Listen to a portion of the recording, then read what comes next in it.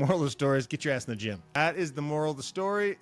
These are the things that are like, man, we don't want to do. But I also think they're important because you can get stuck doing some of these things, which will create you problems down the road if you didn't set things up correctly or... Yeah, and I've also seen people get stuck on these in the reverse, where they overanalyze and they spend all this time and energy just trying to figure out the best one of these they're gonna do, right? And it takes you like 2 weeks to design this awesome logo, and you're like, dude, nobody cares.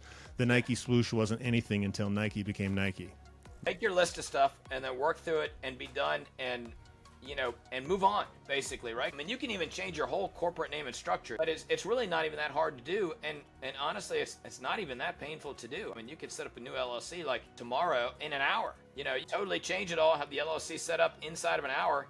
You're gonna have to get new bank accounts, but I mean, that's pretty easy to do. So, in housekeeping this week, we've got do your corporate registration, register with the state bar, buy your domain, fix your email, get a trackable phone number, get some escrow software if you're doing with escrow accounts, figure out how you're going to pay yourself, get your business cards and your name done.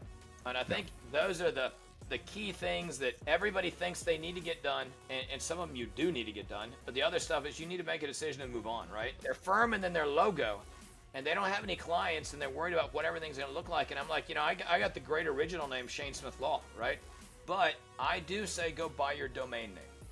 And go buy your domain name and set up your email so it's at whatever your firm name is, right? At Hotmail or whatever, those generic ones. I discredit those, right? But when people think of a domain, they do not think of a dot something random. They think of .com. I'm going to say the simplest is like an LLC, like right out of the gate, right? Just do an LLC, Google, your state, Secretary of State's website. You can just fill out the dang form, request an EIN for tax purposes, and bam, you're good to go. Now, and some people are like, well, is this the best tax structure? Well, one, it's not a bad tax structure, and two, you don't have any money right now. If you have tax problems, that's a great problem because it means you made some money, right? Yep. Just register with the state, get an EIN from the feds, and you're good to go.